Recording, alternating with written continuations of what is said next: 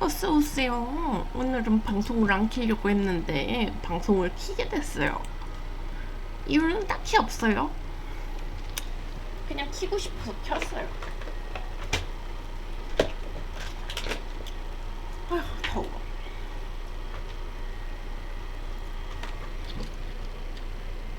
키고 싶어서 켰어요. 허허. 어서오세요. 아, 그리고 팔로우 좀 해주세요. 팔로우가 안 늘어. 너무너무 안 늘어. 팔로우 해주시고 알람도 해주시고 그러면 너무너무 좋아요. 이쌍용 월드컵.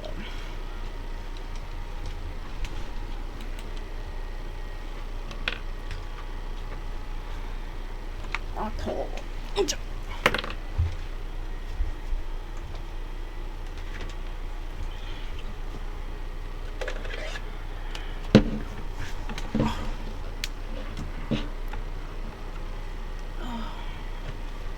시원하다. 선풍기를 가져와 봤어요.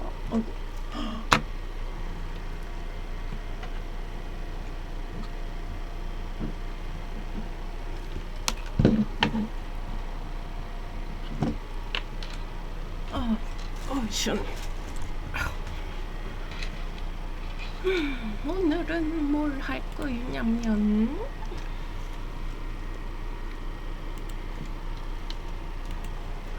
오늘은 월드컵을 해볼까요? 더워. 더워.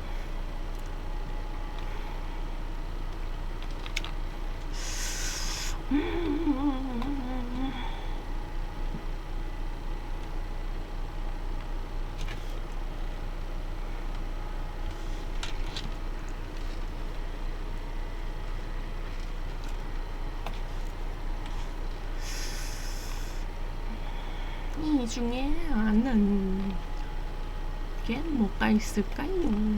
뭐가 있을까요? 폭탄.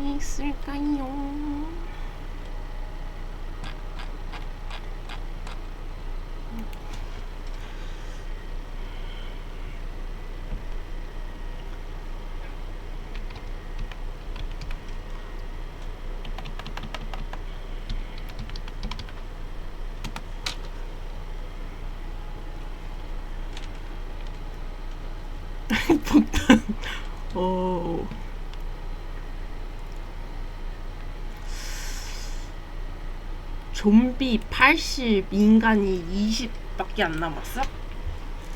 이거 한번 해볼게요. 64강으로 할까? 32강으로 할까? 64강으로 해보자. 낚싯대, 황산은 한 병밖에 없는 걸까? 아니면 무한 리필이 가능한가? 일단 내구도는 무한, 그리고 안에 내용물도 무한으로 설정할게요. 그럼 낚싯대는 물고기 낚기 좋지. 근데 내가 물고기를 낚을 줄 몰라. 그래서 황산을 좀비가 통하나? 모르겠네. 일단 황산 골랐어요. 대인 지뢰 20개. 20개? 꼴랑 20개 가지고 뭐 하라고? 쌍절곤. 쌍절곤으로 머리 두드리면 되는겨? 애매한데. 지뢰 20개. 20개를 집 주변에 깔아놔. 그리고 좀비들이 막 모여들어. 좀비들이 엄청 막 모여들어. 폭탄 소리 때문에 모여들어. 결국 지뢰가 하나도 없어졌어. 하나도 안 남았어. 그러면 나는 죽는 거잖아. 쌍절곤. 염산 농구공? 농구공으로 사람을 죽일 수 있나? 아니, 좀비를 죽이는 거지? 사람을 죽인대. 염산 좀비한테 통하려나? 재생이 안 되는 좀비일 테니까 통하겠지 뭐. 농구공 헤드샷 하면 머리가 날아가나? 근데 내가 농구를 못 하는데. 그럼 염산. 주먹도끼, 연막탄 10개. 10개밖에 안 줘? 아, 10개는 애매한데.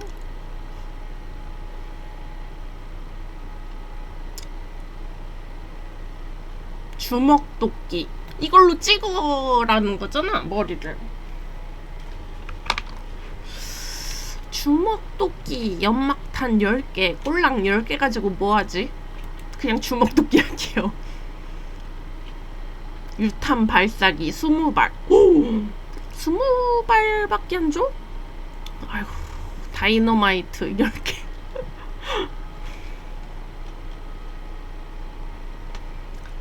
스무 발이라도 있는 게 어디야? 이거 다이너마이트 10개? 뭐 건물을 폭파할 거야? 그래.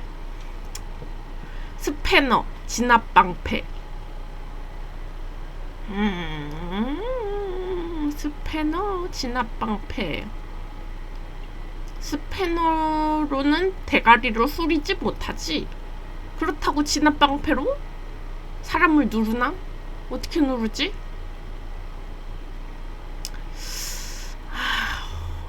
아, 좀비가 달려올 때 막을 수 있구나. 근데 그 외의 용도는 없잖아. 스패너, 대가리 후리기.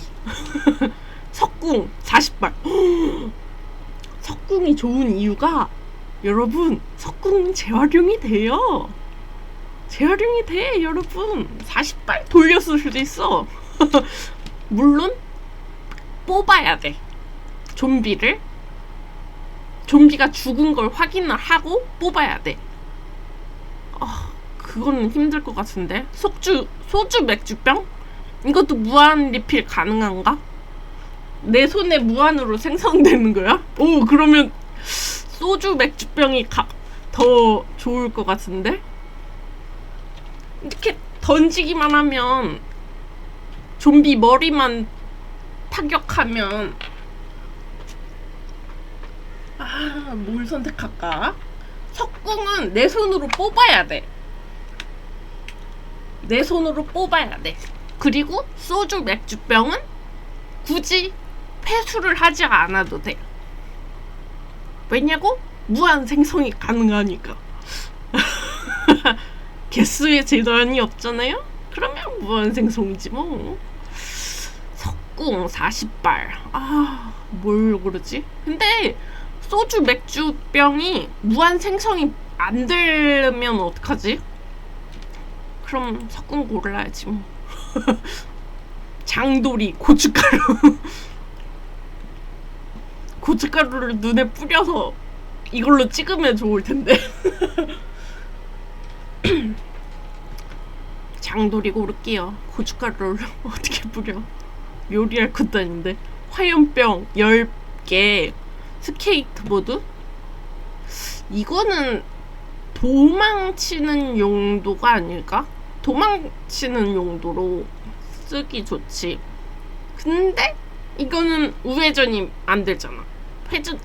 옆으로 가는 게 불가능하잖아. 화염병 10개. 10개 가지고 뭐를 써? 뭘 어떻게 하라고 10개 가지고. 나뭇가지, 가위로 찍나? 가위? 나쁘지 않지, 가위. 화분. 뭘 식물을 심을 수가 있지? 근데 그 외의 용도는 없지. 박격포 20발. 박격포. 무기잖아요? 다른 게 아니고 무기잖아. 채찍, 강목. 강목?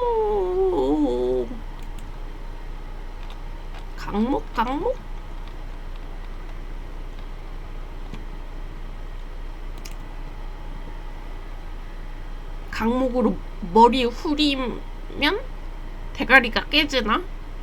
그렇다고 채찍으로 머리를 후리나? 채찍으로 머리가 후리기가 가능할까?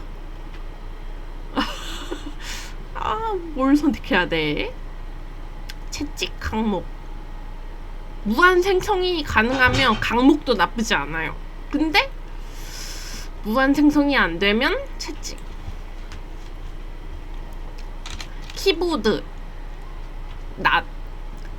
키보드. 키보드로 뭘 어떻게 할 건데? 머리를 쳐?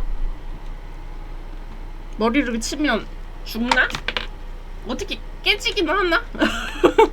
머리가 깨지긴 하나? 낫이 좋지. 무기잖아.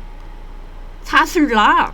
근데 이거 잘못 쓰면 팀킬 되는 거잖아요. 팀킬. 이렇게 잘못 돌리면 내가 내 머리가 깨질 수도 있어요. 잘 돌려야 돼. 2kg짜리 덤벨?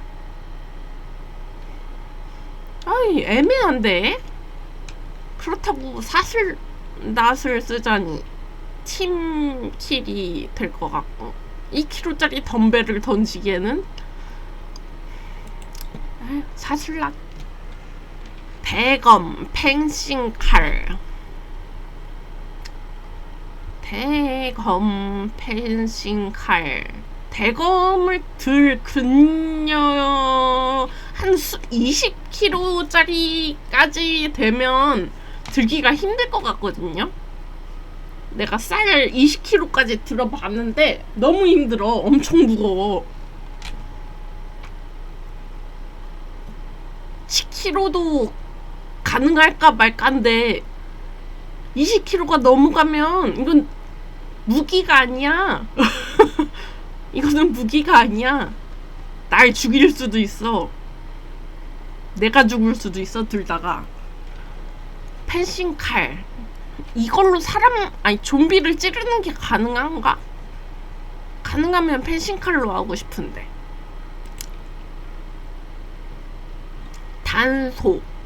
단소로. 나무로 됐잖아, 단소가요. 나무로 됐으니까 머리를 치는 게 가능하겠구나. 바게트빵? 이거는 그냥 먹을 수 있는 거잖아. 식품이잖아. 빵이잖아, 빵. 단소. 무기잖아. 무기 선택해야 될 거 아니야. 바깥에 좀비가 가득 있는데. 파이프렌치. 사다리. 애매한데? 이걸로 머리를 어떻게 칠 수 있나? 파이프렌치로 대가리를 치면 대가리는 날아갈 거야. 근데 약간 무거울겠지. 그래도 뭐 파이프렌치 나쁘지 않지. 천도, 식칼. 천도짜리 식칼?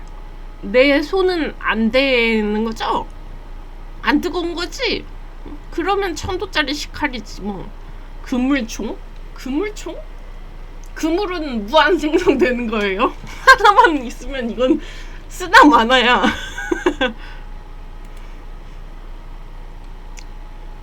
나무의자, 적벽돌. 나무의자? 이걸로 좀비를 죽일 수 있나? 적벽돌. 이거 5개밖에 없잖아. 5개 다 던지면 어떻게 돼? 죽는 거 아니야? 애매해 다. 왜 이렇게 애매해? 그냥 벽돌 던질게요. 금속 재떨이. 송곳. 내가 진짜 무술의 천재였으면 송곳을 골랐을 거야. 근데 무술의 천재가 아니잖아. 나는 평범한 여자라고. 게다가 담배도 안 펴요. 담배도 안 피고 술도 안 먹단 말이야. 소주는 먹지도 못해, 써서. 맥주도 못 먹지만. 송곳. 과일주는 먹긴 먹어요. 근데 많이는 못 먹어.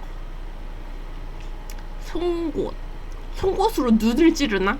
아, 뇌. 뼈가 약하잖아, 좀비들은. 뇌를 찌르면 되지. 한 방에 가겠구만. 볼링공. 방사기. 볼링공? 아, 이걸 또 회수를 해야 되잖아요. 이거 던지면 회수가 힘들 것 같은데?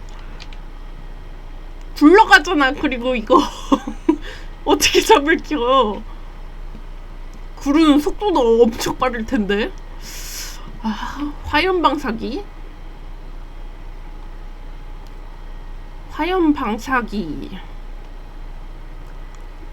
무한으로 뿜어져 나오는 거면 화염방사기도 나쁘진 않아. 게다가 좀비도 판타지잖아요. 좀비가 세상에 어딨어. 기타, 성경 있나? 좀비? 모르겠네. 과학이 조금 발달이 되면 좀비도 있을 수 있을 것 같아요. 나중에 나타나긴 할 것 같아. 근데 아직은 무리다. 성경으로 대가리를 후리나? 아, 나는 왜 이렇게 머리를 후리는 거밖에 생각이 안 나지? 기타로 대가리 후려? 아, 공격을 해야 된단 말이야. 성경으로 뭘 전파를 할 거야? 내가 기독교긴 한데 누구를 갱생시킬 생각은 없어요. 갱생시키면 내가 이 성경을 달달 외우고 있어야 돼. 난 그 정도의 능력은 안 돼요. 뭘 외우고 막 달달 외우고 습득하고 막 그러는 건 엄청 약해. 기타. 아이, 집에서 심심할 때마다 기타나 치지 뭐. 볼트 커터. 좋은데? 문이 잠겨 있을 수 있잖아요. 그러면 볼트 커터로 싹둑 자르기만 하면 되잖아. 아니면 볼트 커터로 문 입구를 치기만 하면, 아, 소리가 나겠구나 요즘엔. 골프채 이거 진짜 좋지. 골프채로 머리 우리기. 골프채, 프라이팬, 손전등, 후라이팬, 머리 후리기, 손전등? 프라이팬은 요리도 가능하잖아. 근데 손전등은 바깥을 비추는 거밖에 못하잖아. 좀비가 빛에 약하나? 근데 이거 태양빛도 아니고. 프라이팬 쓸게요. 공격도 가능하고 요리도 할 수 있고 씻으면 요리 다 가능해. 우산, 킹스맨 아님. 총이 없어? 의사봉? 이거 판사들이 그거 땅땅 해결할 때 법 종료인가? 끝냈을 때 땅땅 치잖아요. 그걸로 대가리를 후려? 우산, 킹스맨 우산이 아니니까 찌르는 게 가능한가? 뾰족해서 가능은 할 것 같은데 쓰는 거 외에는 용도를 모르겠어. 이거는 대가리를 후릴 수 있다. 수리검 25개. 죽창.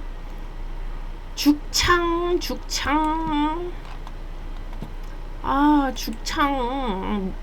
아, 근데 이게 얼마 없잖아. 부러지면 끝이야. 얘네는. 수리검 25개? 던져다가 실패하면 어떡해? 던졌는데 막 다른 데다 꽂혀. 벽에 꽂혀 막. 벽에도 꽂히고 막 지나가는 개 머리에도 꽂히고. 죽창, 이게 재생이 된다면 죽창을 고를 텐데 죽창은 일회용이잖아. 부러지면 끝이야. 수리검 25개 고를게요. 3단봉 하이힐로 대가리를 찍나? 3단봉? 이거는 후려치기 가능할 것 같은데.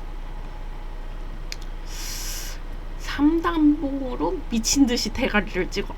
하이힐로 대가리를 찍어? 하이힐이 두 짝이니까 두 짝으로 찍어? 어떻게 공격을 하지? 아, 모르겠는데. 3단봉. 난 하이힐 신고 다니는 것도 힘들어. 발 아파서 못 신어. 사시미 칼, 뼈. 사시미 칼은 회 뜨는 거잖아. 이걸로 사람을 찌르면 안 돼. 근데 좀비잖아. 찌를 수 있지. 뼈. 이게 사람 뼈인가? 사람 뼈면 문제가 생기지 않아요? 사시미 칼 시체 손으로 나중에 깜빡할 수도 있어요. 물론 좀비 사태가 발생했으면 나라고 뭐건 다 망했을 테지만. 지팡이, 곰 스프레이. 곰 퇴치하는 스프레이잖아요. 좀비 퇴치가 가능할까? 지팡이로 머리를 후리면 아프겠지? 곰 스프레이는 저거 너무 적어. 금방 다 떨어질 것 같아. 수류탄 10개? 연필? 그림이라도 그려? 내가 만화가나 막 작가 같은 거였으면은 좀비 사태에도 글이나 만화를 그렸겠지만 나는 만화가도 아니고 그림도 그릴 줄 몰라요. 수류탄 10개? 그래, 이걸로 9개 던지고 자폭이나 하지 뭐. 살충제? 알루미늄 야구 배트? 이거 다 쓰면 불 던지는 것도 하지 않나? 알루미늄 야구 배트. 이걸로 계속 치다가 이게 빠기졌어. 그러면 찌를 수 있잖아? 찍을 수 있어. 빠기져도 쓸 수 있어요. 핵폭탄 1개? 1개로 자살 시도를 하려고? 비빈탄총 400발? 근데 나갔기만 하지. 비비탄총이 좀비를 죽일 수 있나? 게다가 이거 회수도 불가능하잖아요. 어떻게 회수할 거야? 아, 핵폭탄 1개는 이건 너무 불가능한 거고, 이거 터트리면 그냥 자살 시도야. 어차피 그 일대는 아무도 못 살아. 좀비는커녕 아무것도 없을걸? 비비탄총 이거 고를게요. 박격포 20발 의사봉. 박격포 20발. 아, 애매한데.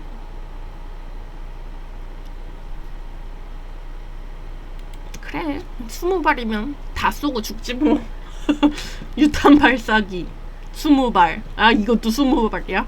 사슬락. 언젠가 쓰다 보면은 익숙해져서 사용할 수 있지 않을까? 배우지 않아도 사람은 습득이 가능하니까.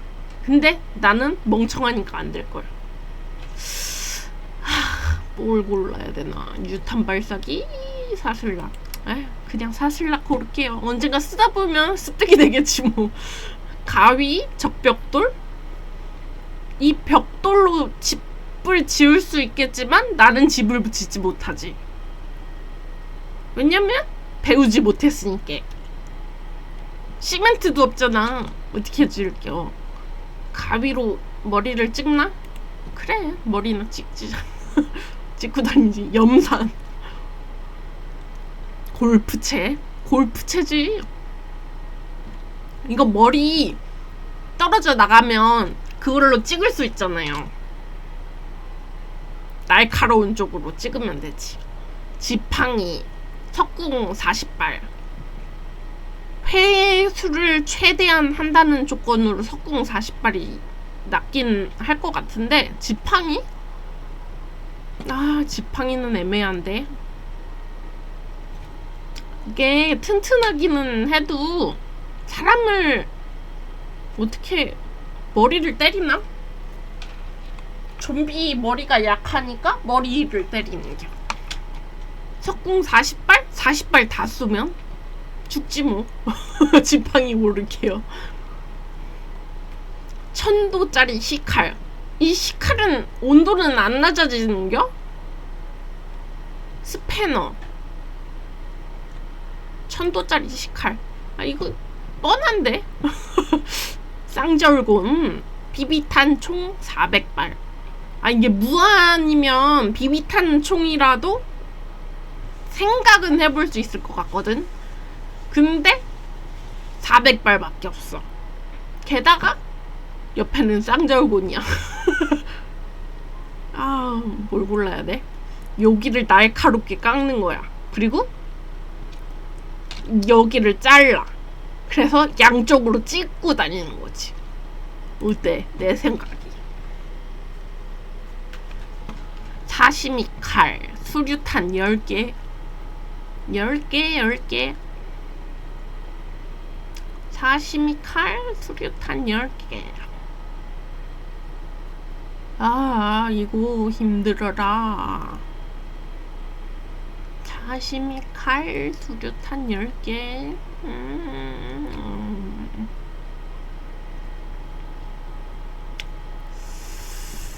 그냥 사시미 칼 고를게요. 수류탄을 던져봤자 나는 맞추지 못할 것 같아.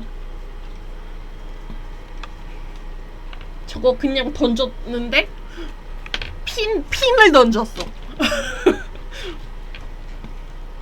잘못해서. 그러면 내가 죽는 거잖아. 장돌이, 송곳. 송곳으로 머리를 찍는 게 가능하지. 근데 장돌이 머리를 파괴할 수 있어. 좀비 머리는 약하니까. 장돌이 고를게요. 기타로 노래를 작곡하나? 머리를 후리는 건 가능한데 기타가 엄청 무겁잖아. 가볍진 않을 것 같아. 한 번도 들어본 적이 없어서. 수리검 25개. 주먹도끼. 근데 이게 부러질 가능성이 있지 않아요? 이거 쓰다 보면 부러질 것 같은데? 깎이고.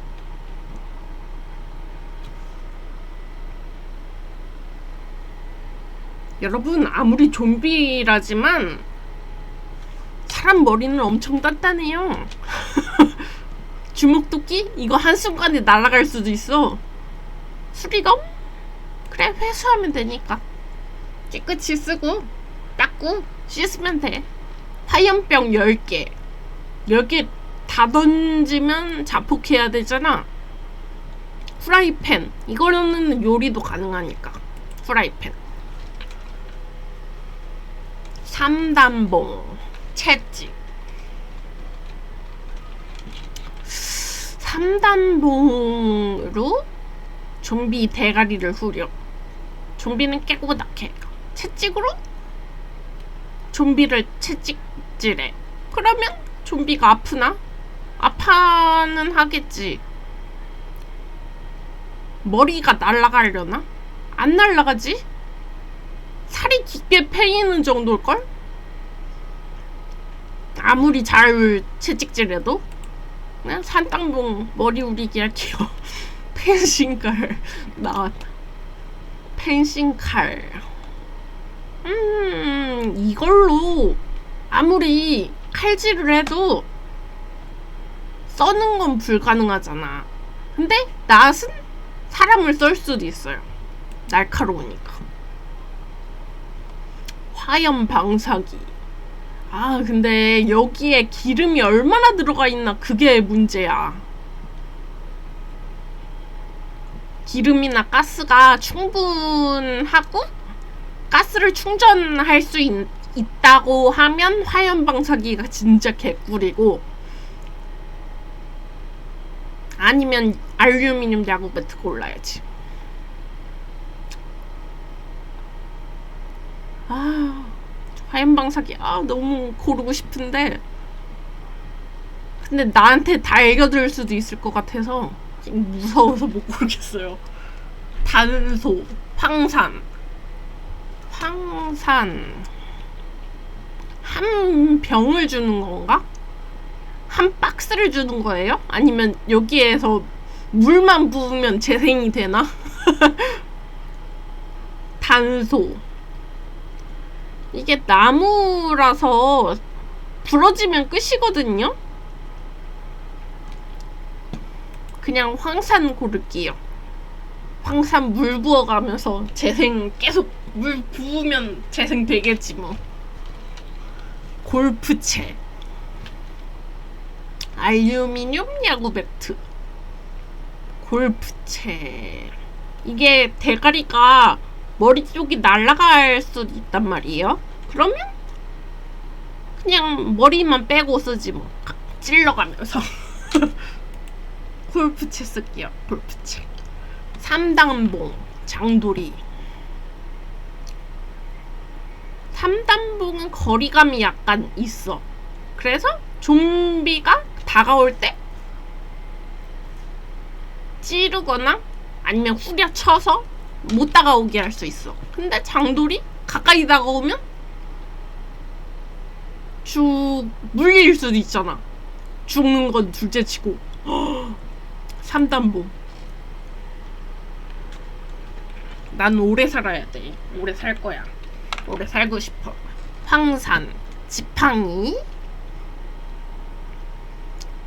황산. 아씨, 이게 애매한데. 지팡이를 고르면 좀비가 날 물었어. 그래서 나는 지팡이 짚고 다니는 좀비가 될까? 좀비가 내가 황산을 들고 있는데 날 물었어.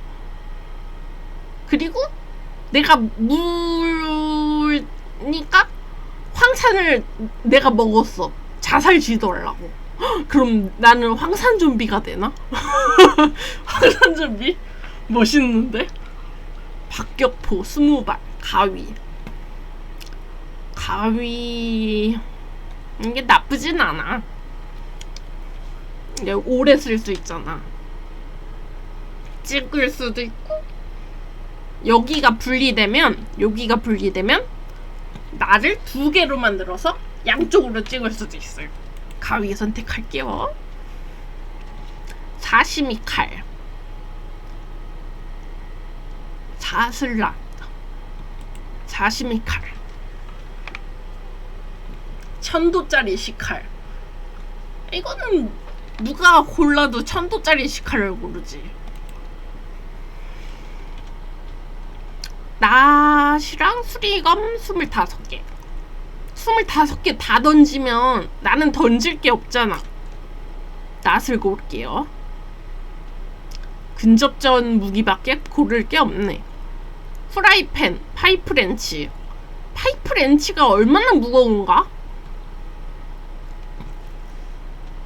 이게 휘두를 때마다 너무 무거워서 체력이 딸리면 어떡해요? 프라이팬 고를게요. 체력 딸리면 큰일 나잖아. 주변이 좀비밭인데. 황산.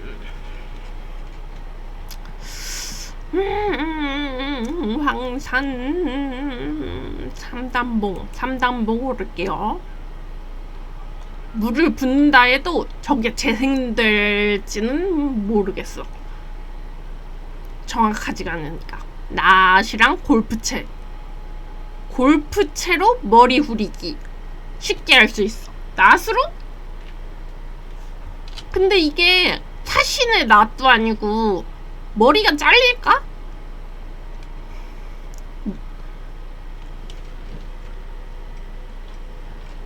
골프채. 이걸로 대가리 깨고 다닐게요. 천도짜리 식칼, 사시미 칼. 이거 쓰다가 내가 될 수도 있는 거 아니야?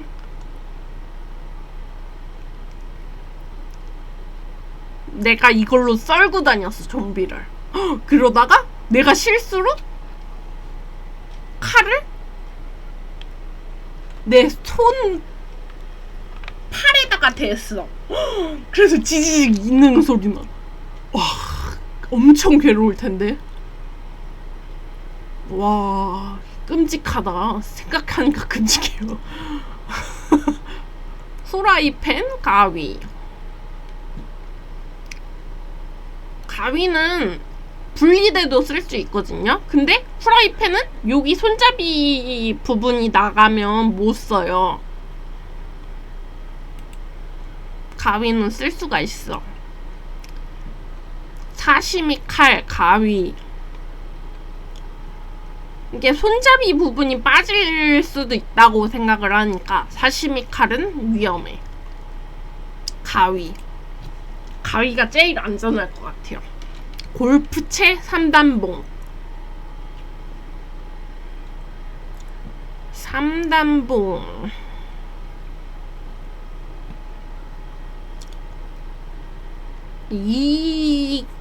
여기가 분리될 수도 있는 거 아니야? 생각해보니까. 그리고 여기에 막 좀비 살이 껴서 막 접는 게 안 돼. 아우, 생각만 해도 끔찍하다. 가위 골프채. 골프채로 머리 우리기? 쉬워. 가위로 사람 찍기? 힘들 것 같은데? 골프채로 머리 우리고 다닐게요. 나는 골프채로 머리 우리기야. 이거 하나로 끝 아님? 이거 하나면 끝이지. 네 인생도 끝날걸? 전기톱. 근데 이게 기름이 들잖아요. 영원하진 않아. 영원한 걸 골라야지. 영원히 쓸 거잖아. 좀비 생활하는데. 주변에 좀비가 잔뜩 갈렸을 텐데.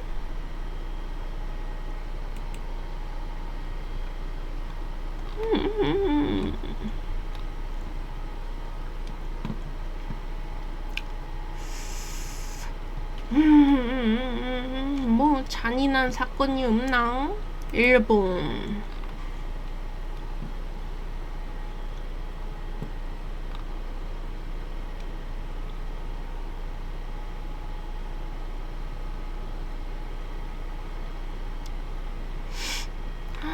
뭘 고를까요? 뭘 읽어야?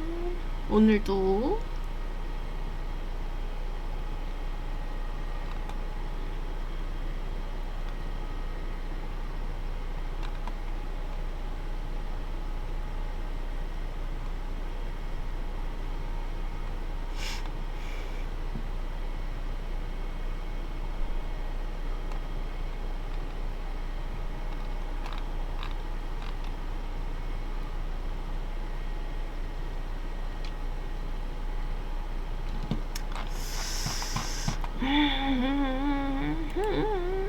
미국 사건이 더 많은가? 시카고 대화제? 여성 연쇄살인 사건? 이건 또 뭐지? 뭔데 영어야? 나 영어 모르는데. 하녀 소녀 파괴자.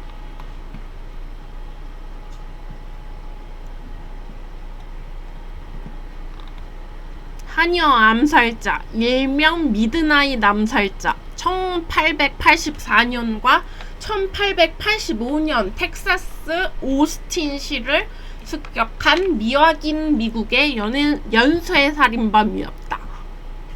하녀 파괴자라는 별명은 작가 오헬리에서 유래했다. 이 8건의 도끼 살인 사건은 당시 자료에서 하녀 잠깐만요. 이 이미지를 고정해 둘게요.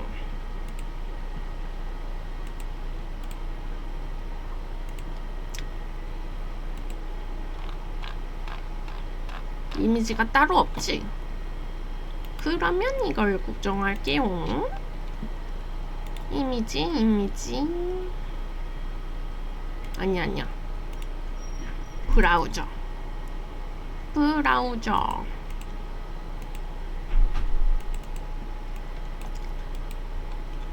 붙여넣기.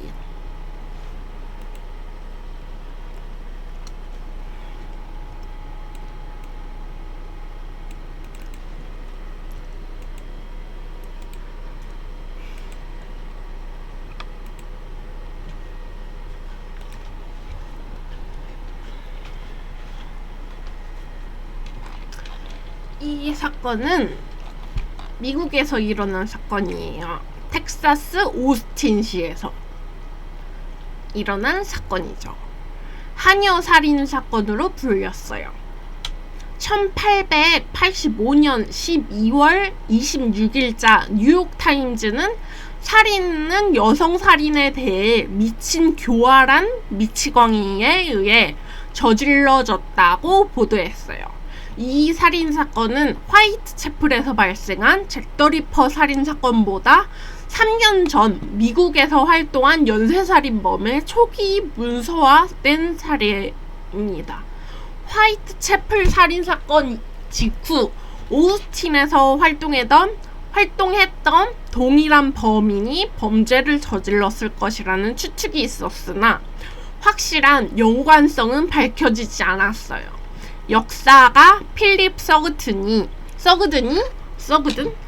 잭 더 리퍼의 완전한 역사에서 이 추측은 1888년 10월 런던에서 엘리자베스 스트라이드와 캐서린 에도우스가 살해된 후 애틀랜타 컨스티튜션 편집자가 이 아이디어를 제안해서 시작되었다고 한다. 텍사스 먼슬러에 따르면 범인은 7명의 여성, 흑인 5명과 백인 2명, 흑인 남성 1명을 살해했다. 흑인이 많네요. 또한 살인범은 여성 6명과 남성 2명을 중상시켰다. 모든 피해자들은 침대에서 잠든 채 실내에서 공격을 당했다. 여성 5명은 의식을 잃었지만 살아있었고 야외에서 살해되었다. 3명의 여성은 야외에서 심각하게 훼손당했다. 모든 피해자들의 비슷한 자세로 포즈를 취했다. 살해된 여성은 귀에 날카로운 물건이 삽입됐다. 1년의 살인은 1885년 12월 24일 17세의 율라 필리스와 16세 딸의 침대에서 잠든 상태에서 공격을 당한 수잔 행콕 2명의 백인 여성이 살해되면서 끝났다. 모세스 행콕은 아내 살해의 혐의를 받았으나 곧 무죄 판결을 받았다. 체포된 이들 중 유죄 판결을 받은 사람은 율라 필립스의 남편 제임스 필립스 뿐이었다. 목격자들은 그가 율라가 불륜을 저지른 것을 발견하면 그녀를 죽이겠다고 반복했으며 폭력적인 폭발을 자주 했다고 증언했다. 그는 아내를 살해한 혐의로 유죄 판결을 받았으나 증거 불충분을 이유로 유죄 판결이 뒤집혔대요. 런던 당국은 여러 미국 카우보이들을 신문했는데 그중 한 명 잭 더 리퍼 A부터 Z까지는 버팔로 빌의 와일드 웨스트 쇼 공연자였던 빅 테일러일 가능성이 있다. 빅 테일러는 텍사스주 프레더릭스버그에서 태어났으며 오스턴 쪽에서 서쪽으로 약 70마일 떨어진 곳이었다. 1885년 12월 26일 뉴욕타임즈 일명 기사에 따르면 그 해 동안 400명의 남성이 체포되었다. 텍사스 먼슬리에 따르면 강력한 선출직 공직자들은 한 사람이나 한 집단이 모든 살인사건의 책임자라는 것을 믿지 않았다. 아프리카계 미국인 공동체와 일부 부두교 신자들은 살인범이 투명해질 수 있는 마법의 힘을 가진 백인이라고 믿었는데 살인사건 현장 밖이나 울타리 마당에서는 직거나 경보를 울린 소리가 들리지 않았기 때문이래요. 추가 경찰관이 고용되고 현상금이 제시되었으며 시민들이 밤에 거리를 순찰하는 감시위원회를 구성하면서 살인사건은 중단되었대요. 당시 신문들은 살인범이 해당 지역을 떠난 것으로 보도되었으며 당국은 더 이상 살인범에게 귀속시키지 않았다네요. 결국 못 잡았다는 거죠. 2000년 7월 텍사스 먼슬리 기사에 따르면 살인범을 봤다고 주장하는 목격자가 있었으나 경찰이 상반된 정보를 보고했대요. 범인은 백인이나 어두운 피부색으로 다양하게 보고되었으며 옐로우맨, 밝은 피부의 흑인 또는 혼혈인이 자신의 피부색을 가리기 위해 램프 블랙을 입은 경우 또는 마더 하버스 스타일의 드레스를 입은 남성, 슬라우스 모자를 쓴 남자 또는 모자를 쓰고 얼굴 아래쪽을 가린 헝겊을 쓴 남자도 있었다. 또한 범인이 공범과 함께 일하거나 살인자 조직에 속해 있다는 보도도 있었다. 아휴, 참 끔찍한 사건이야. 에휴.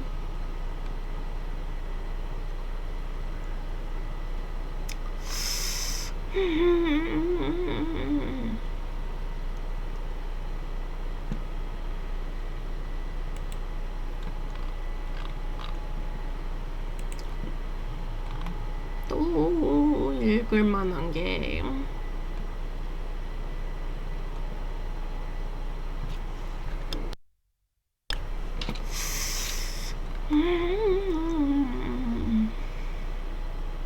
카렌 실키우드 교통사고 사망사건, 찰리 찹오프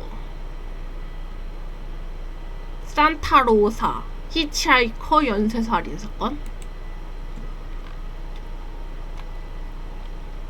차갑오프 무언가를 절단한다는 뜻으로 범인이 남성 이거는 못 읽겠어요.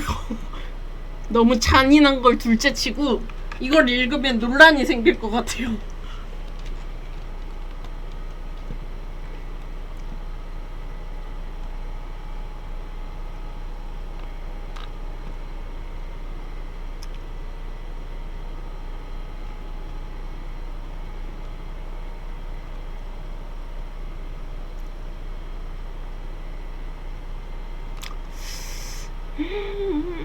롱아일랜드 연쇄살인 사건?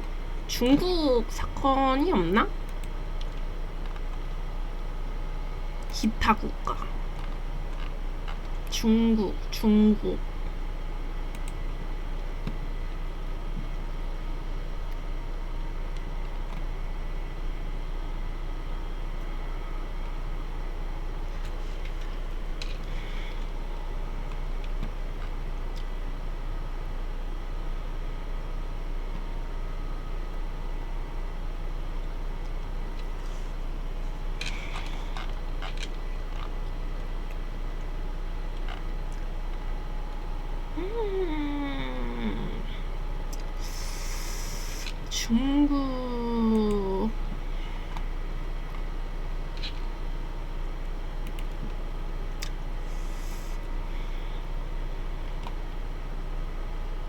찰리 찹오프 사건. 이거 읽기 싫은데.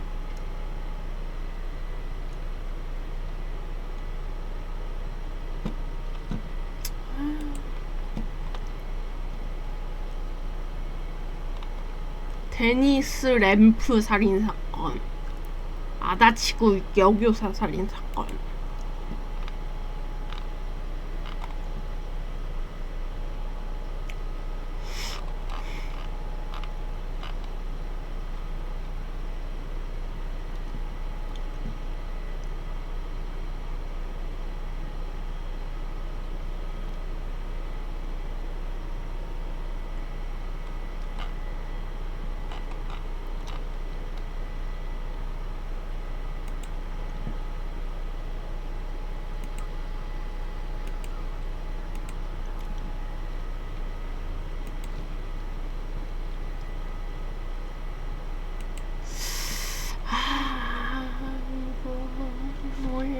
되나? 프린세스 도?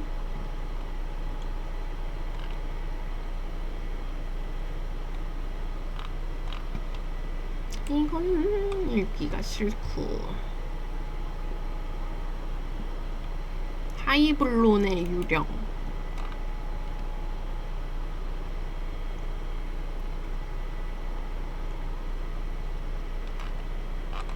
여성 연쇄살인범이라고?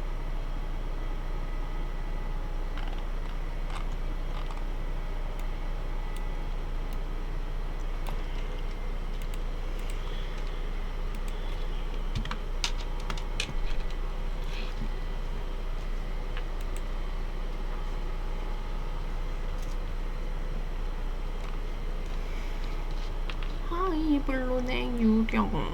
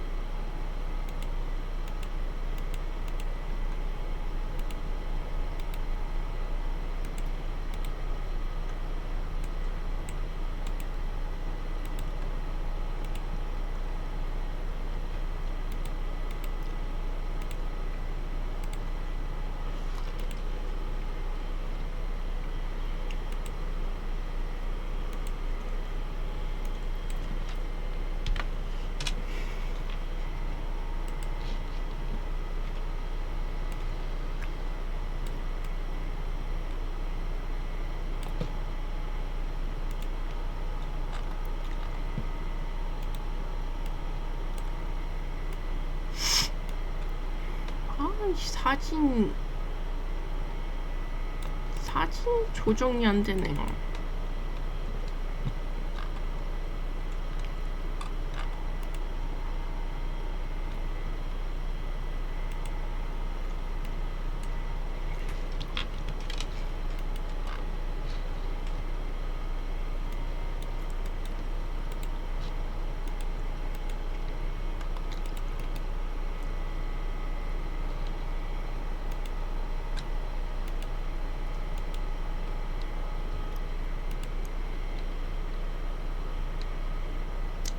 이게 최선인 것 같아요. 하이블론의 유령 읽어볼게요. 이 사진은 예시입니다. 예시임을 참고해주시면 감사하겠어요. 하이블론의 유령 혹은 얼굴 없는 여인은 의문의 여성 연쇄살인범으로 1993년부터 2009년까지 오스트리아, 프랑스, 독일에서 벌어진 수많은 범죄의 유력 용의자로 지목되었다. 총 40건의 살인, 강도, 절도, 폭행 사건 현장에서 6명이 사망하는 등 다양한 사건이 1993년부터 2009년까지 있었는데 지역도 시간도 심지어 범죄 항목도 중구난방인 이 사건들의 유일한 공통점은 범인으로 추정되는 이의 DNA뿐이었고 많은 나라의 수사 당국을 혼란에 빠뜨렸대요. 유령의 DNA가 현장에 남은 대표적인 사건이에요. 93년 5월 25일부터 26일 독일 이다어 오버슈타인에서 62세 여성을 살해한 곳에 있던 컵. DNA 조사 자체는 2001년에 이루어졌다네요. 2001년 3월 21일 독일 프라이부르크에서 61세 남성을 살해한 곳에 있던 부엌 서랍장. 2001년 10월 독일 게롤슈타인 인근 숲속에서 발견된 헤로인이 든 주사기. 2001년 10월 24일 독일 부덴하임에서 강제로 열린 트레일러 안에서 발견된 먹다 남은 쿠키. 2004년 프랑스 아르부아에서 베트남인 보석상 강도 사건의 현장에서 발견된 장난감 권총. 2005년 5월 6일 독일 브롬스 형제 2명 간 격투 현장에서 발견된 발사체. 발사체면 죽은 거 아니야? 발이 잘렸다는 거잖아. 2006년 10월 3일 독일 자르브레켄에서 일어난 절도를 사건 현장에서 창문을 깨는 데 쓰였던 돌. 2007년 3월 오스트레일리아의 갈로이키르헨에서 일어난 안경점 절도 사건 현장. 2003년부터 2007년까지 독일 헤세, 베덴비르템베르크, 자를란트와 오스트레일리아의 티롤 등지에서 발견한 20건의 차량, 오토바이 절도 사건 현장. 2007년 4월 25일 하일브론에서 검찰관 총격 사망 사건으로 특수수사팀 면봉의 DNA로만 남은 유령 여성을 추적하기 시작했고, 2009년 1월에는 미지의 여성을 찾는 현상금으로 30만 유로를 걸기도 했다. 수사는 하일브론 경찰서의 기동대가 주력했다. 2009년 1월 용의자의 소재지로 여겨질 만한 단서를 제공한 사람에게 지급할 현상금 300만 유로를 증액했다. 용의자가 일부러 DNA를 뿌렸을 가능성은 아래의 이유로 제외되었다. 모두 다른 방식으로 DNA를 채집했대요. 1993년부터 2001년까지 장기간에 걸쳐 계획적으로 범행을 저지를 가능성은 낮았대요. 매번 같은 DNA가 추출되었으므로 조직 범죄의 가능성도 낮았대요. 오스트리아 인근 인스부르크의 의대 DNA 연구소에서 채집된 미토콘드리아 DNA 샘플 조사 결과 살인범 DNA는 동유럽이나 러시아 인근 지역 사람들에게서 자주 발견되는 형태로 밝혀졌대요. 중간에 면봉 제작 공정을 의심하기도 했으나 보유한 면봉을 검사했을 땐 DNA가 없었고, DNA가 붙은 면봉이 나온 사건들이 워낙 광범위한 지역에서 발생했기에 이 가설은 제외되었대요. 그러다가 2009년 3월 학교 침입 사건의 음료수병에서 채취한 DNA에서 또다시 동일한 DNA가 나왔대요. 이번엔 명확한 상황관계가 나타나 면봉 생산 과정을 다시 조사하면서 유령의 정체가 밝혀졌대요. 유령의 DNA가 검출된 모든 경찰서는 프리켄하우젠 소재 회사에서 동일한 사료 채취용 면봉을 구입했대요. 덕분에 다른 회사의 면봉을 구입한 멀리 떨어진 경찰서에서 수사한 사건에서는 해당 DNA가 발견되지 않았대요. GBO의 면봉은 오버프랑켄 소재의 포장기업에서 소분되었는데, 중국제 목재 면봉을 폴란드 출신 노동자들이 수작업으로 재포장하고 있었어요. DNA의 정체는 포장 작업 중 면봉이 오염되지 않게 하는 보호장비 없이 작업한 노동자들이었대요. 이 사건으로 DNA 체증 작업 시 명확한 규정이 없음이 밝혀졌대요. 이후 수사기관에서는 DNA가 오염이 없는 걸 보장한 면봉만 구입하도록 했으며, 경찰서에서 따라서는 소독약으로 소독한 면봉만 사용하도록 규정했대요. 결국엔 여기서 일하는 사람들의 땀이나 침 뭐 그런 거라는 거네요. 국내에서도 면봉이 오염되는 유사한 사례가 여러 번 발생했다네요. 와, 이 사람 정말 잘못했으면 범인으로 몰렸을 거 아니야. 와.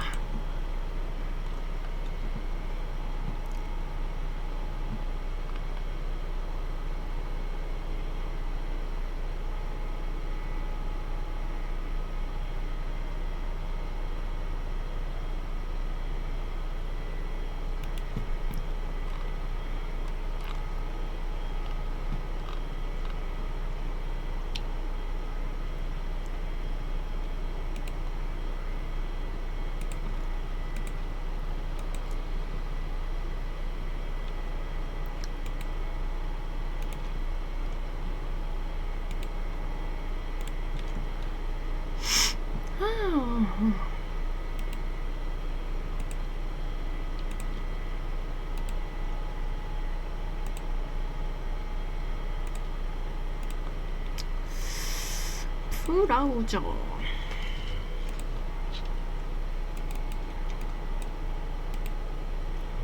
붙여넣기.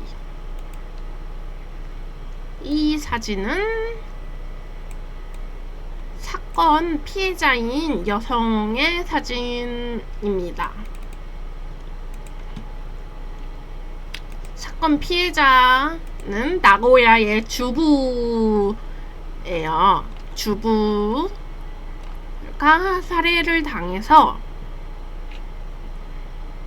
타카바 나미코라는 여성이 당시 32살이었는데 살해를 당했다네요. 가해자는 잡혔다고 적혀있어요. 1999년 11월 13일 일본 아이치현 나고야시 니시구에서 벌어진 살인사건이에요. 오랜 기간 동안 용의자조차 특정하지 못한 상태였으나 2025년 10월 31일 마침내 26년 만에 용의자를 체포했대요.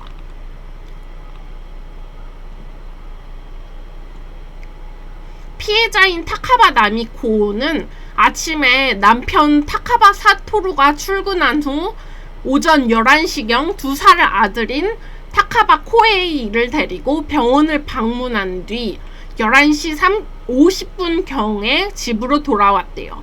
당일 오후 2시 30분 집주인의 부인이 자신이 따라온 감을 세입자들에게 나눠주고 있었는데 피해자의 집에서 아기 울음소리와 TV 소리가 들리는데도 반응이 없자 이상하게 여겨 문을 열고 집 안으로 들어갔다가 현관 정면 복도에서 거실 방향으로 피를 흘린 채 쓰러져 있는 피해자를 최초로 발견했고 이후 그녀가 당황해 비명을 지르는 것을 듣고 달려온 집주인이 쓰러진 피해자를 발견, 집주인 내외의 신고로 경찰이 출동하게 돼요.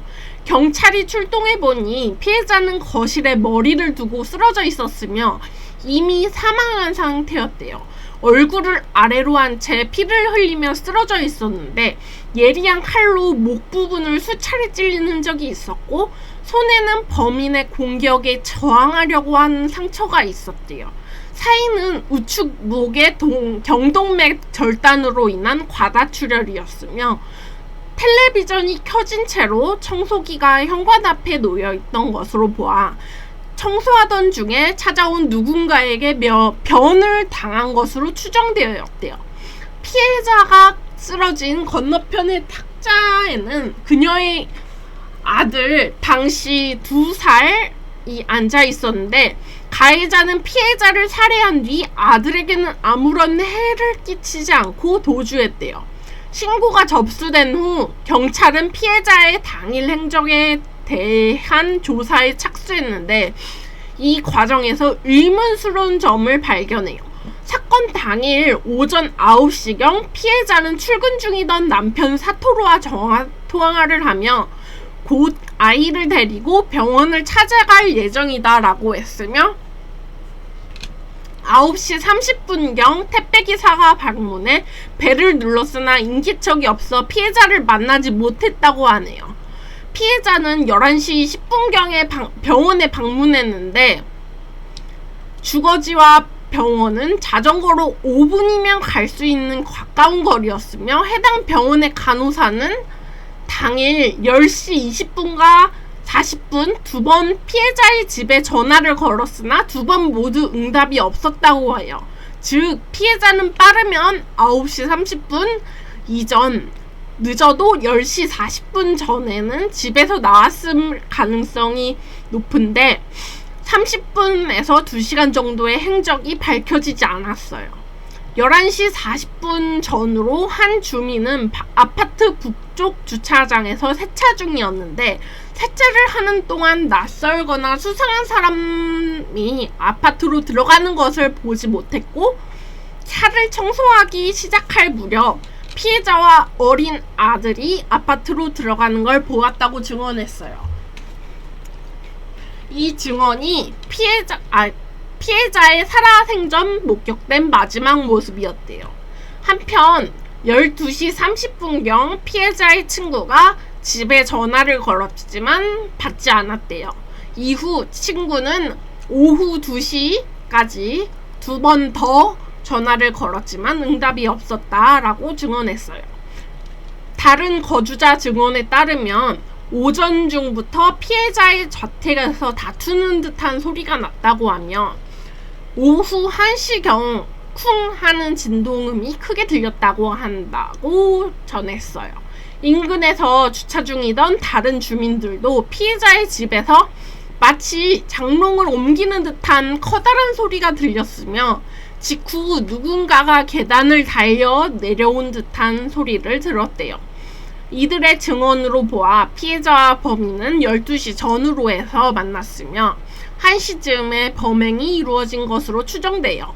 피해자의 시신은 현관 정면의 복도에서 거실로 엎어진 듯한 형태로 발견되었대요.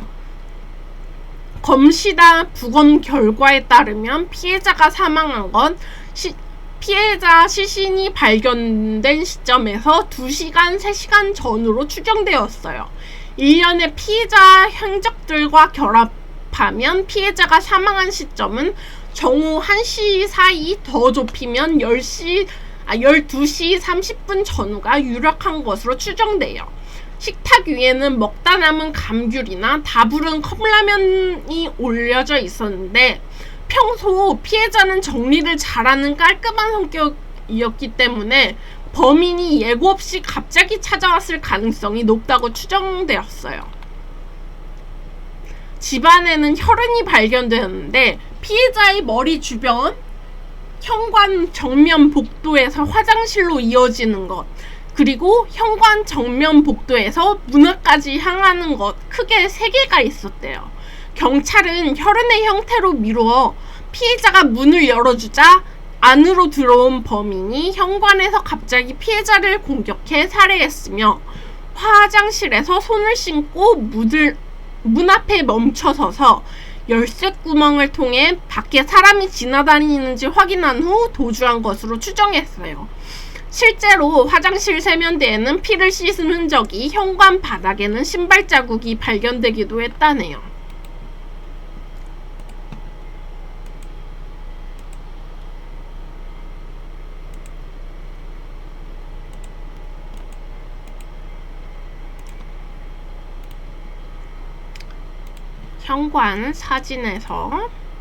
현관에서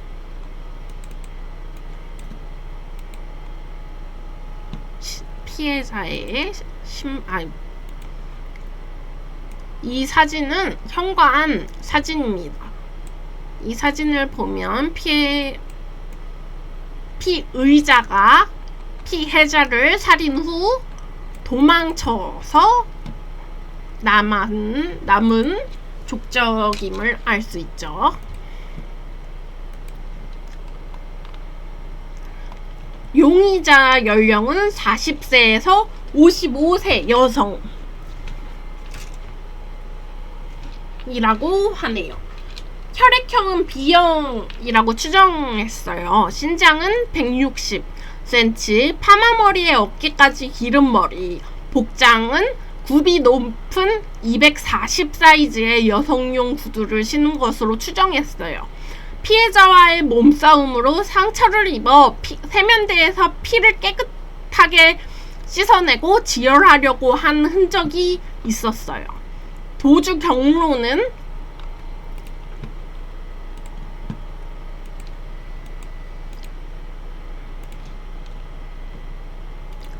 도주 경로 사진을 띄워드릴게요.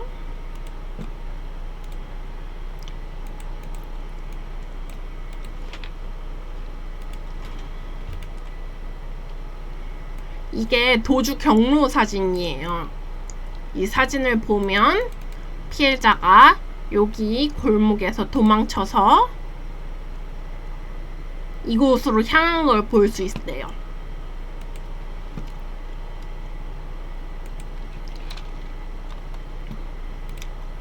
피해자 얼굴을 그린 사진을 띄워드릴게요. 피해자의 얼굴을 그린 사진 띄워드리겠습니다.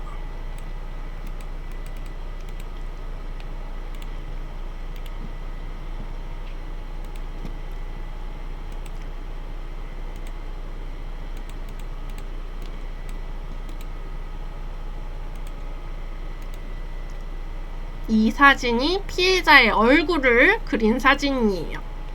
이 사진을 보면 피해자의 얼굴이 상당히 부하게 생긴 사람임을 알 수 있죠.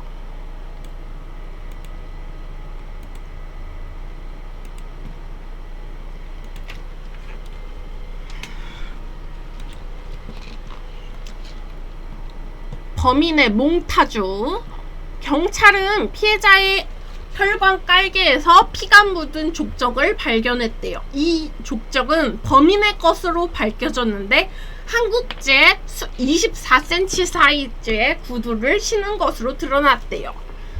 화장실 세면대에서 찾은 혈흔의 혈액형은 B형이었는데 피해자의 혈액형과는 다른 것이어서 범인의 혈액형으로 추정되었대요.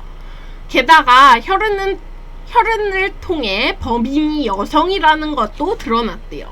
범행 이후 범인은 잠시 상황을 살피다가 아파트 주변의 도로로 지그재그로 꺾으며 피해자의 집을 나와 도망친 것으로 추정되었대요. 혈흔은 집에서 약 500m 떨어진 지점까지 이어졌대요. 직선거리로 가로질렀다면 도보로 6분이면 갈 거리인데 범인은 사람을 마주치지 않으려는데 구불구불한 주택가 골목길을 돌았대요. 동네를 훤히 꿰뚫고 있었다는 얘기예요.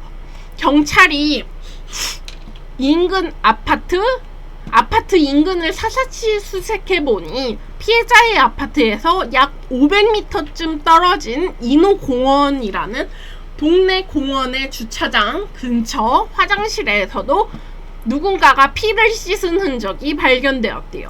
이 혈흔도 조사해보니 피해자의 아파트 세면대에서 발견된 혈흔과 동일인인 것으로 판명되어 범인이 이곳에서 피를 씻은 것으로 추정되었대요. 범인이 피를 흘렸다는 점에서 흉기가 쓰다가 자신도 상처를 입었거나 피해자와 실랑이를 벌이는 과정에서 왼손이든 오른손이든 어느 쪽에 상처를 입은 것으로 추정되었대요. 경찰은 루미놀 시약을 이용해 혈흔을 찾아내는 감식 비법을 도주 방향으로 추적하려 했다네요. 그러나 하필이면 사건 다음 날 폭우가 내려 모든 흔적이 씻겨나가 버리고 말았대요. 참. 평소 피해자는 방문객이 올 때 베란다에서 현관을 확인할 정도로 주의 깊은 성격이었다네요. 피해자와는 알고 지낸 사이이며 무언가의 트러블로 충동적인 살해를 했을 가능성이 높다고 말해요. 2살 아들에게는 어떠한 해를 끼치지 않았고 아들은 울지도 않은 상태로 가만히 앉아 있었다고 해요. 보통 여성이 누군가를 해야 한다면 원한에 의한 가능성이 높으며 묻지마 살인의 경우는 거의 없다는 것이 전문가의 의견이에요.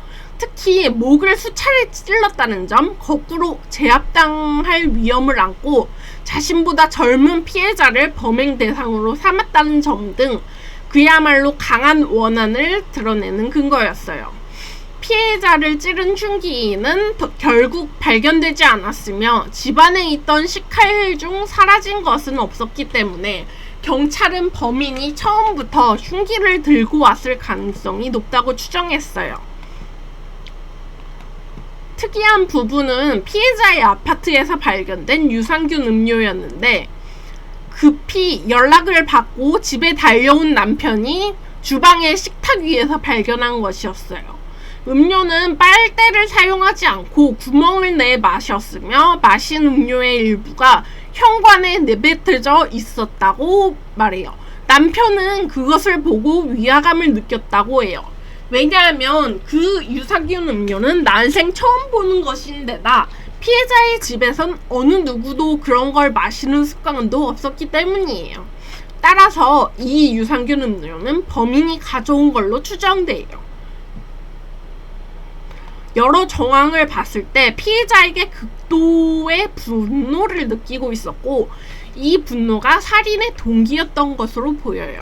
후에 일본 방송에서 그린 리버 연쇄살인 사건의 프로파일링을 맡았던 전 FBI 요원 출신 프로파일러에게 이 사건을 의뢰했어요. 프로파일러는 범인은 피해자와 알고 지내던 사이이며 피해자의 질서적인 성격 때문에 상처를 받아 분노가 누적되어 있다가 어떤 계기로 그 분노가 폭발해 범행으로 이어졌다고 분석했다.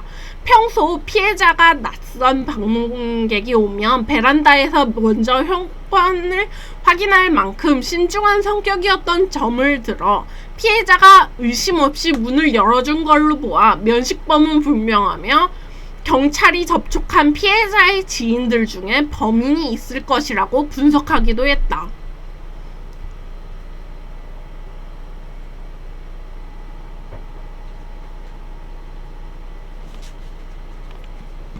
(2005년에) 잡힌 실제 범인이 피해자의 남편의 동급생이었다는 것이 밝혀지면서 이 예상도 적중했다. 다만 피해자와 알고 지내던 사이인지는 조사 중이라고 하네요.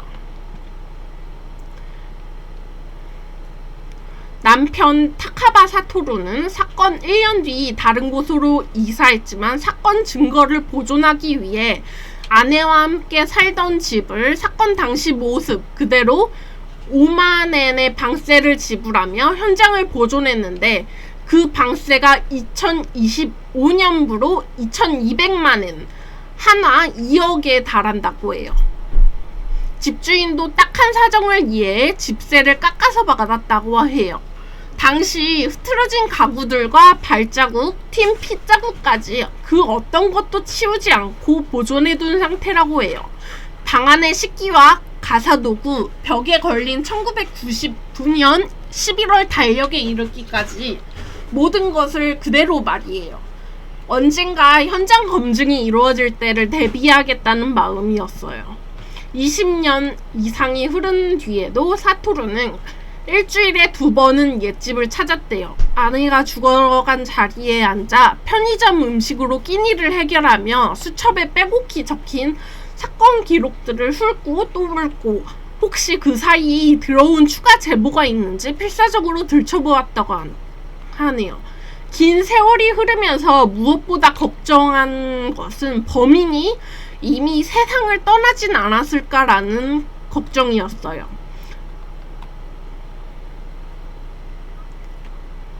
우리는 범인이 누군지 몰라 미워할 수도 없습니다. 공소시효는 사라졌지만 인간의 수명은 한계가 있습니다. 그날 무슨 일이 있었는지 범인밖에 모르는 그것을 알고 싶습니다. 이 글은 남편분이 적은 글로 보입니다. 사토루는 무엇보다 진상을 알고 싶다는 신경을 정했는데 그 마음으로 보존한 범인의 혈흔이 실제로 검거에 결정적으로 작용했대요. 그가 언젠가 이 피가 무언가 말해줄 거라고 믿고 있습니다 라고 했던 말이 적중한 것이에요. 경찰은 26년간 사건을 수사하면서 10만 1000여 명의 수사관을 투입했고 5천여 명 이상의 사람들로부터 이야기를 들었대요.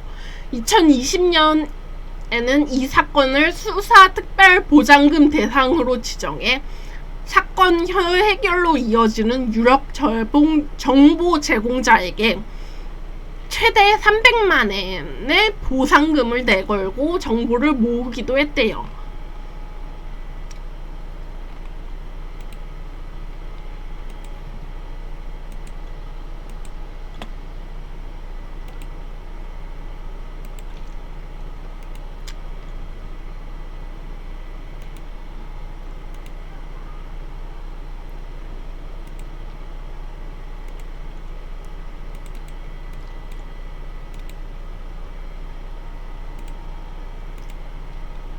이 사진은 범인의 사진입니다.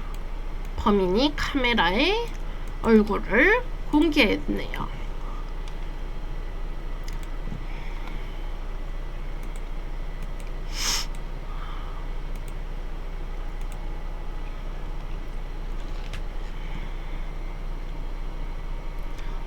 결국 해당 단체는 범인의 DNA가 확인된 사건은 시효가 멈춰야 한다며 법무성의 제도 개선을 촉구했고 1999년에는 당시 15년 2010년에는 25년이었던 살인죄 공소시효를 2010년 완전히 폐지시켰대요. 2025년까지 26년간 나고야 주변에서 범인을 찾는 전단지를 뿌리며 사건이 일어난 장소의 집세 2,200만 엔가량을 지불, 현장을 그대로 보존시켰고 현장 보존으로 인해 DNA 분석 기술이 발달함에 따라 사건이 발생한 지 3년 만에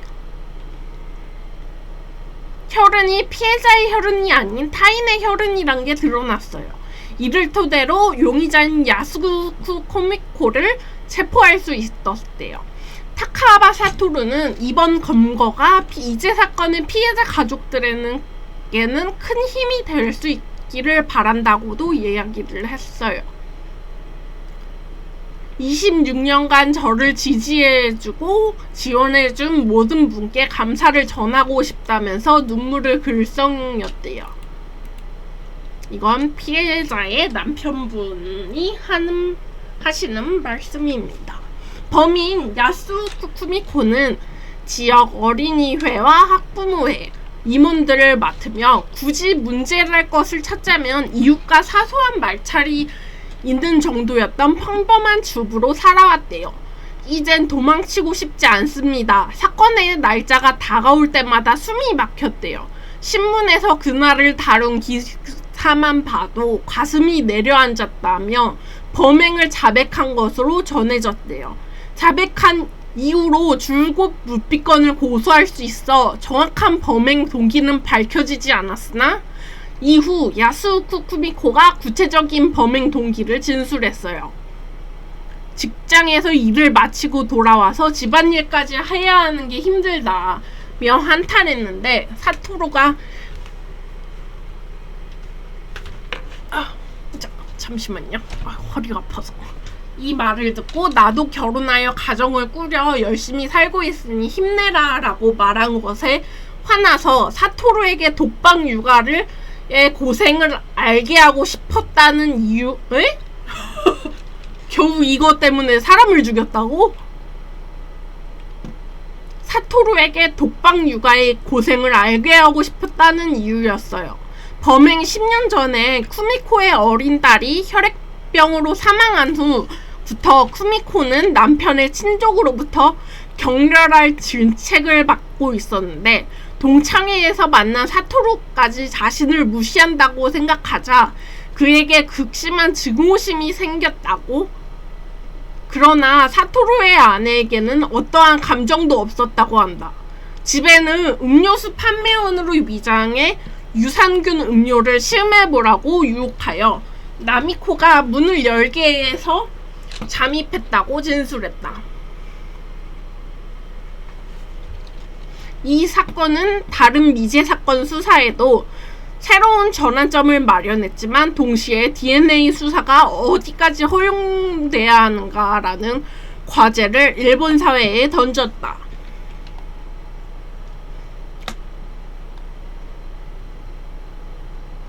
이러한 인식은 경찰의 수사 방식에도 제약으로 작용된다. 일본에서는 DNA 채취하려면 반드시 피해자의 동의나 법원의 영장이 필요하다. 이로 인해 수사 효율은 떨어지지만 인권보호의 원칙은 강하게 유지된다. 이번 사건에서도 경찰은 법적 제약 탓에 DNA를 강제로 확보하지 못했고 결국 피해자의 자발적 제출이 사건 해결의 열쇠가 되었다. 일본도 참 바꿀 게 많네. 용의자 야스우쿠 쿠미코의 사진을 보여드릴게요. 용의자 야스우쿠 쿠미코의 사진입니다. 이 용의자 야스우쿠 쿠미코는 고등학교 때 사진인 걸 볼 수 있어요. 이 사진도 야스우쿠 쿠미코의 고등학교 때 사진이에요.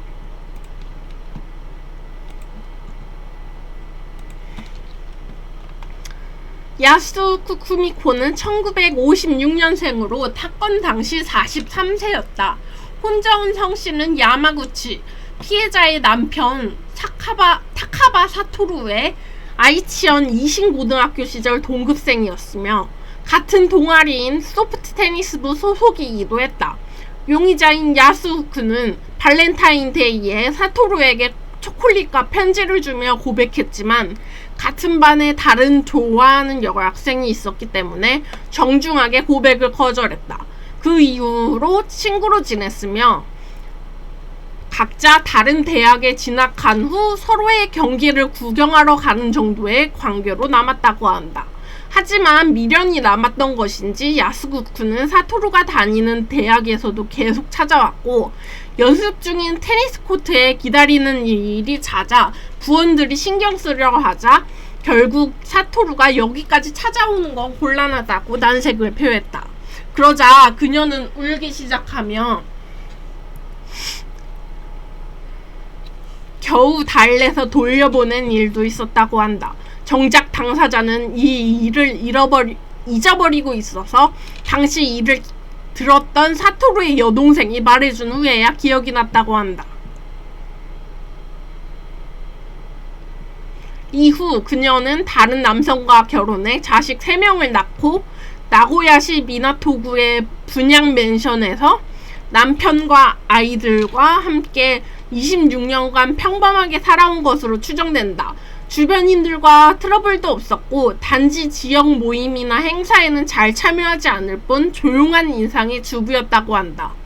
주변 이웃들은 매우 조용한 성격으로 아파트 반상회할 때도 남편이 주로 나왔기 때문에 인상이 흐리다고 이야기를 했다.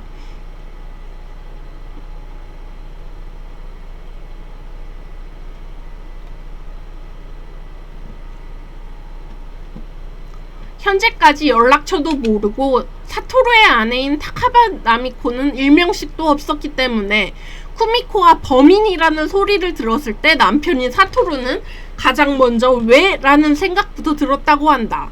사토루는 청천벽력 같은 소식이라며 용의자가 제 지인이었기 때문에 나미코에게 미안한 마음이 든다고 덧붙였다.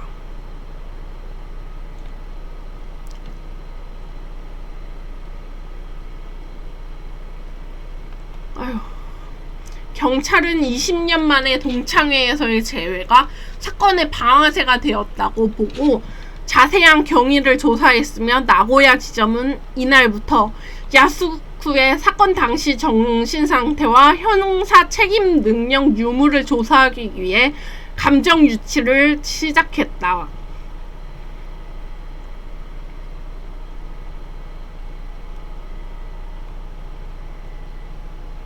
11월 14일 마이니치 신문 보도에 따르면 야스우쿠는 범행 5개월 전 사토루와 약 20년 만에 동창회에서 재회했을 때 사토루의 근황을 알고 혐오감을 느꼈다. 사토루가 갖고 있는 여성이나 육아에 대한 사고방식이 싫었다고 진술한 것으로 전해졌다. 이후 더 구체적인 범행 동기와 진술했을 때 사토루에게 독방 육아의 고생을 알게 하고 싶었다는 이유였다고 한다.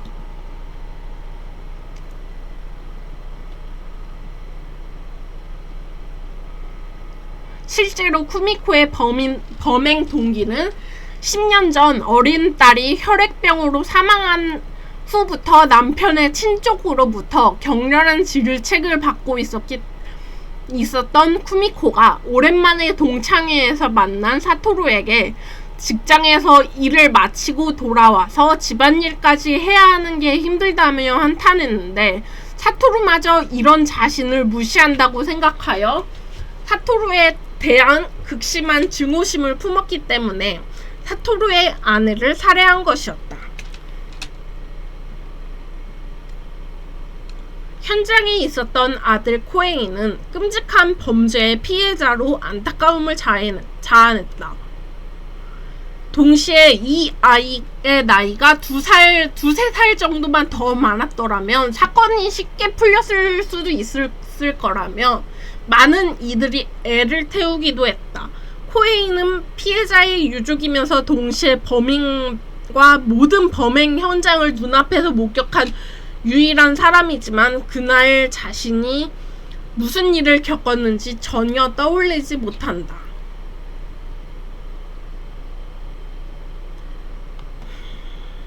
아주 어렸을 때는 기억한다고 한다. 위 모습은 사건 약 1년 후 3살 때의 영상이다.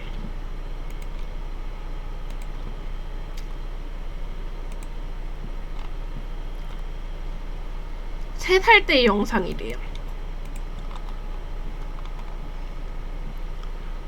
이렇게 엄마가 어떤 아줌마와 싸웠어 라고 한 번 말했고, 4살 때는 편의점 아줌마가 들어왔어 라고 또 한 번 사건에 대해 언급했다고 한다. 경찰은 편의점 아줌마라는 단서에 수사력을 집중했지만 역시 소득은 없었다. 더 성장한 후에는 그나마도 잊어버렸다. 자신이 편의점 아줌마라는 같은 말을 반복했다는 사실은 물론 엄마의 얼굴조차 기억이 나지 않는다고 언론 인터뷰에서는 말했다.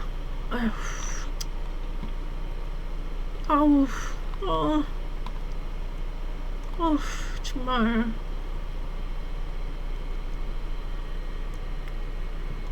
초등학교에 들어가면서 코에이는 아빠와 함께 범인의 몽타주가 그려진 전단지를 돌리기 시작했고, 유력 용의자가 검거되기 직전까지도 이를 멈추지 않았다. 사토루는 아내에게서 혼자서 아들을 잘 키워보겠노라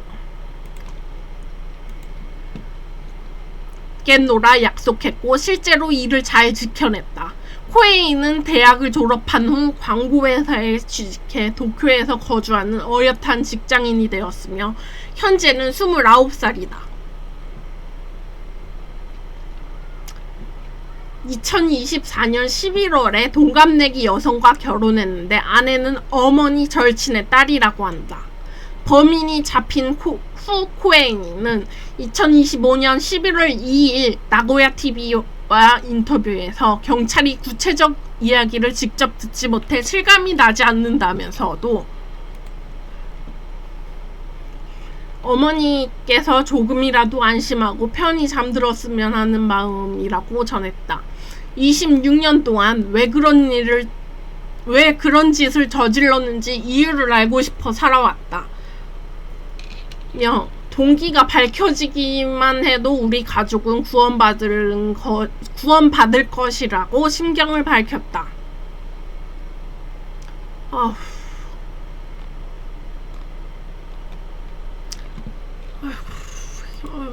네, 저는 그럼 이만 방송을 끌게요.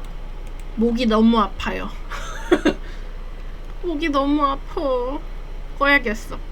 안녕. 빠이. 잘 가요. 빠이빠이.